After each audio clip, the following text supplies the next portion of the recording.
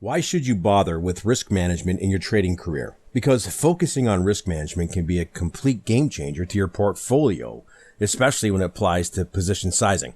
Now, the numbers don't lie. Fail to respect your risk percentage in your position sizing, and you're going to have a short-lived trading career.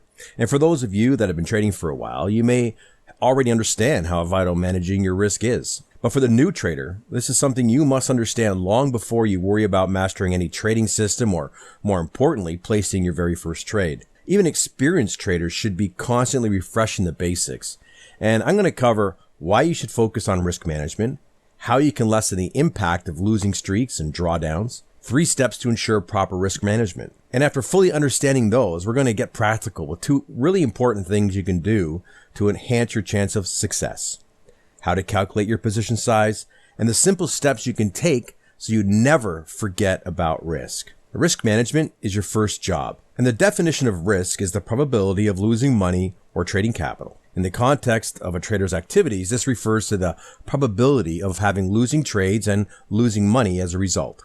The more risk, the greater the potential reward. Now, this is something that's true in many endeavors.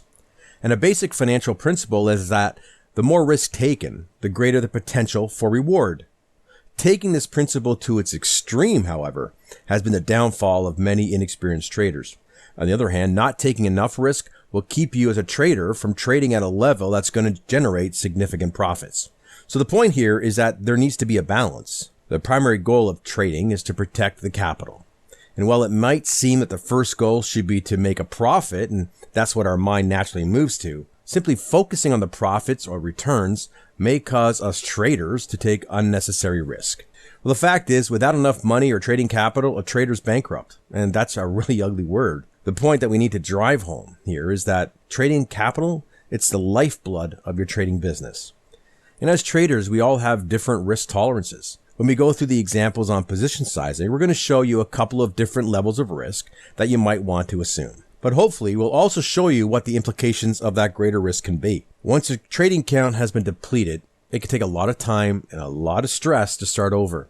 And yeah, that's a negative look at trading. But believe me, if you don't take care of risk management, you can get into a downward spiral that causes you to just compound the problem by taking on more and more risk. Trading is all about your probability of survival. You need to implement and use proper risk management if you want to stay in this trading business for the long haul. Now, losing streaks are a fact of trading, and this is a very revealing table here. What we have on the first column, the trading system win percentage. The win percentage in this system is essentially the percentage of trades that are winning trades versus the percentage of trades that are losing trades. And a good system will typically fall somewhere in the 60 to 80% range. If you're winning 60% of the time and losing 40% of the time, and assuming that the size of your winning trades is similar to the size of your losing trades, you're going to end up making money. And this is not too far removed from what the casinos do. The casinos have maybe a 3 or 4% statistical probability edge in their gambling, and they've built Las Vegas on that 3 to 4%.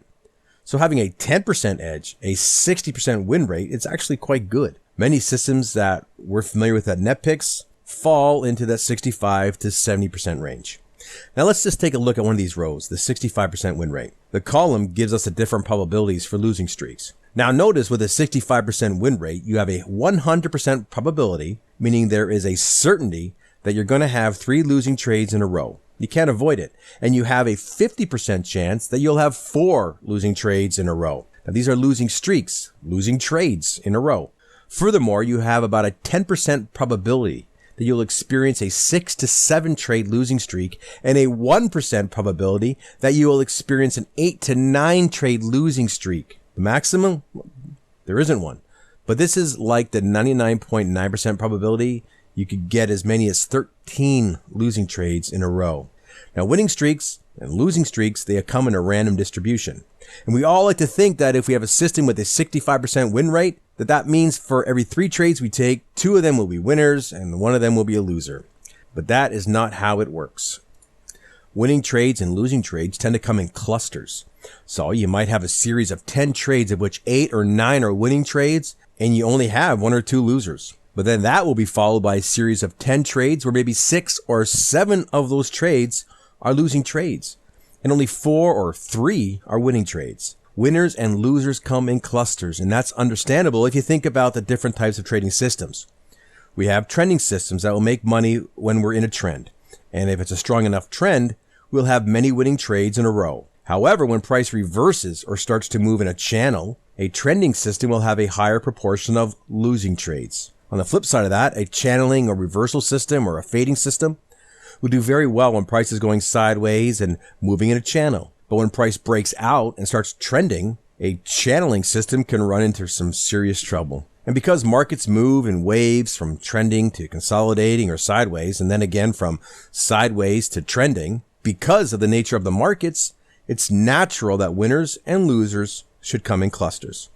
Now consider the 1% probability factor in the table having 8 or 9 losing trades in a row. If you consider that you're trading 250 days a year, that means once or twice during the year, you might see one of these 8 to 9 trade losing streaks, and you have to be prepared for it. Your system is still 65% profitable, but you have to prepare for the shock of having a long losing streak, and you have to be able to trade through it, and you have to be able to survive it. So can you recover from a string of losing trades?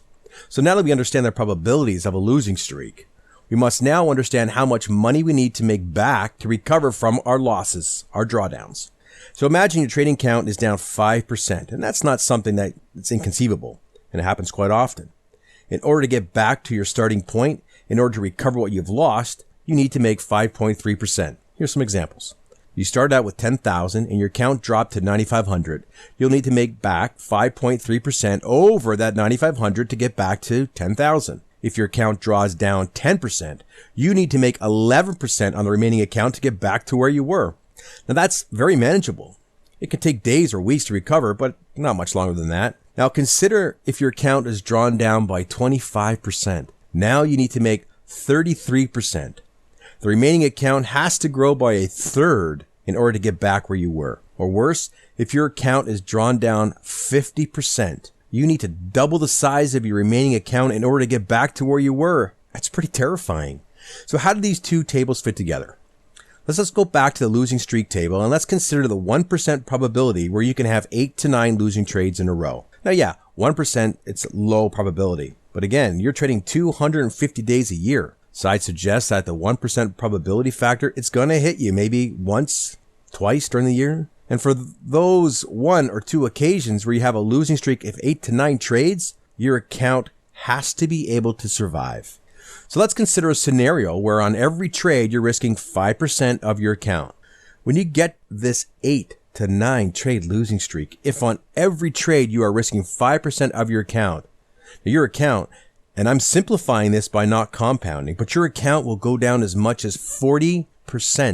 And if your account has gone down 40%, you need to make 67% on the remaining balance to get back to where you were. Now, bear in mind that this might happen to you once or twice a year. So once or twice a year, your account could get cut nearly in half, and you'll have to make 2/3 return on the remaining account to get back to where you were. On the other hand, let's consider the scenario where you're risking 1% on every trade. Now, when you get your 8 to 9 trade losing streak, let's round it up. Let's just say a 10 trade losing streak. Now you're losing 10%. How much do you need to gain on the remaining account to recover? You only need to recover 11%. And that's pretty doable on a solid trading system, especially when you consider that losers and winners come in clusters. So if you've just gone through a series of 1% probability losing streaks, odds are that this will be followed by a strong series of winners, and drawing down 10% on your account is survivable. So what is effective risk management? To understand this and keep ourselves in position to recover from the losing streaks we're going to have, we need to factor in 3 items. Number 1, risk per trade. This was hinted at when we talked about losing streaks and how much you were risking during the losing streaks. You know that the more you risk per trade, the more chances you'll have a drawdown that's hard to recover from, especially if you do hit that 1% losing streak probability. Number 2, daily or weekly circuit breaker. As a trader, you have to decide how much money you're willing to lose in total to stop trading during a specific time frame, such as weekly or a daily trading activity. You will find that there are days and weeks when the markets are simply not cooperating. You might be in an environment that is completely news-driven, where no trend can take a hold, where the market just chops around erratically. On those days, if you're following your system and your trade plan, you will possibly get some pretty heavy losses. You should also have in mind a number for a daily and a weekly circuit breaker, and that number is the maximum amount of money that you're willing to lose before stopping trading. You may go back to that probabilities table and decide that 10% of your account is as much as you're willing to lose in any one day. Or you might be more conservative and only be willing to lose 5% on your account on any one day, and that could happen if you do get 5 losing trades in a row. So you need to look at this in terms of your recoverability. Set the circuit breaker large enough so that it can accommodate the normal fluctuations of winning and losing trades that occur within a day or whatever your time period is, but it needs to be small enough so you can recover from it. As an example, if you're down 10% of your account in one day, that's not good, and it's not fun, but you know that you can recover pretty easy. You need to recover 11% to get back to where you were. So have in mind the daily and the weekly circuit breaker. Number 3, the maximum drawdown that you're willing to take. How much of a hit are you willing to handle before you stop and reassess your entire trading system and your plan? You might not get large losers every day, but you may find that over a period of weeks, your account is gradually decreasing, slowly but surely decreasing. At which point do you then decide that your plan or your system is no longer working? You have to have in mind a maximum drawdown level for that total account that will signal to you that you have to redo your homework, you must redo your analysis, it's time to take a fresh look at your trading system and consider changing it. Consider changes to the instruments that you're trading. Consider changes to the time frames that you're trading. This will in all likelihood be a relatively large number, perhaps a third of your account. If your account has drawn down by a third from its peak value, then it's a pretty strong indication that something is not working. It could be something in the environment, something fundamental, maybe a fundamental change in the market you're trading. Or it could simply be that your trading system is not very adaptable and has not been able to function properly in the current environment. And if this happens, reassess your trading plan and your system. So for proper risk management, ask yourself, how much are you willing to risk on each and every trade? How large of a loss am I willing to take on any single day or week? And how much of a loss will I accept before reassessing my trading system and my plan? Let's do a position sizing example. Consider a $10,000 account, and let's look at different risk scenarios. We'll start with the scenario that says you're willing to take 2% risk per trade. So that would be $200 on each trade, or 3, 4, 5%, and of course the largest risk would be $500. So if you have a trading system, you should have done a back test on it. You should be able to demo trade your trading system, and your goal partly has to be to determine what the average risk for your system is. And you determine this by looking at either your back test or looking at the record of demo trades that you've taken and just calculate the average losing trade. That's your average risk. So let's assume in our example that the average losing trade for your system is $200 per trade. So what does that mean? Well, if you're using a 2% risk maximum, $200, and your average losing trade is $200 loss, then obviously that means that you can trade one contract or one share of whatever instrument is. So if you trade one share and you have one losing trade, you've lost $200. At 3% risk, that's $300. So in theory, you should be able to trade 1.5 contracts. However, you can't buy 1.5 contracts or shares, so you'll round this down. So you're willing to risk 3% and your average loss is $200. You'll only trade one contract or share, so your risk is going to be less than 3%. For a 4% account, you have an average risk of $200 per trade. You can risk up to $400, which means you can trade 2 contracts or 2 shares. 5% risk is where you can risk up to $500.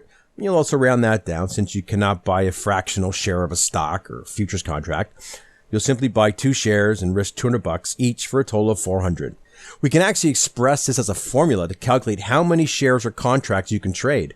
So here we're taking our example of a $10,000 account, assuming 2% maximum risk per trade. And then we'll look at the average losing trade. In this example, we're looking at the futures for the Dow Industrials. And we're saying their average risk is 20 points on the Dow. Each point's $5. So that's $100 risk average per trade. By just doing this calculation, we determine we can trade 2 contracts of the Dow E-mini. The formula is simply to take your account size, multiply it by the risk percentage you're willing to assume, and to divide it by the average loss. And if you have the average loss calculated in a number of points or ticks, just multiply that by the price per tick. So we talked earlier about 2% through 5% risk, so let's for a moment refer back to the losing streak table.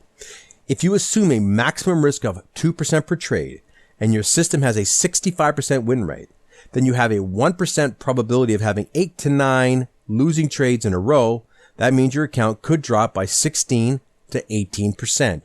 Now let's go back to the recovery table. Our drawdown would fall somewhere between 15 and 20% entries in the table here. So we would have to recover between 17.6 and 25% to get our account back to where it was before our losing streak. It's not great. Well, you can do it. Any more than that, it becomes very difficult to recover. So a rule of thumb is to risk a maximum 2%. But if you can, risk only 1%. And with 1% risk, you can survive many storms. Now, the flip side of the 1% risk, as mentioned, is that you'll not be able to make as much money on each trade. If you're only taking 1% risk, then the sizing formula would tell you that you can only trade one contract, not two. It's a balancing act. You also have that balance between how much risk you're willing to assume versus how aggressively you want to pursue your gains. Failure to respect risk is going to kill you. I know it's very tempting to place 5% on your account on a trade that looks fantastic, but believe it, you only need to have a few losses, each of which is 5% before your account's depleted enough that it becomes harder and in time just impossible to trade. Resisting the temptation and just focus on risk management. If you have a solid trading system, then when you look at your longer term capital plan for your account, for your trading business, you'll see that it really doesn't take all that much before you get to the point where you can pay the bills with your trading activity. Here are 4 steps to being a risk manager. And by now, there should be no question about the importance of risk management. The numbers don't lie, and many traders have burned through their trading capital by taking a flippant attitude towards risk in their trading. Number 1, before you trade, decide how much you're going to risk per trade. 1%, 2%, 5, 10. At 10%, you may as well just give your money to charity right now because your account's going to get depleted pretty quickly. Rule of thumb is no more than 2%, and if at all possible, try to keep your risk trade down to 1%. Number 2, determine your circuit breaker level. How much of a loss are you willing to take in any given day or any given week before you decide to stop trading for the remainder of the day or the remainder of the week? 10% is a number you can work with, maybe a bit less. Don't make it too small of a number because if you do, during a normal day of trading, you're going to experience wins and losses, and you don't want to stop yourself from trading too soon or too often. And of course, the flip side is don't let it be too large or it becomes hard to recover from the loss. Number 3, determine the drawdown size that will cause you to reassess your trading plan and your trading system. How far are you willing to let your account drop from peak before deciding that whatever you're doing is not working and you got to do something different? Number 4, once you've made these risk management decisions, just write it down. I know it's going to be just 3 numbers that you're easily capable of keeping in your head, but write it down in your log, in your trader log, write it in your journal, write it on one of those nice yellow sticky notes, and paste it on your monitor so you never forget. Now, since many traders like to use indicators, usually the wrong way, for their trading method, NetPicks has put together a free and vital indicator blueprint to put you on the right track when using an indicator for your trading decision. And you can get access to the PDF and the videos by clicking here.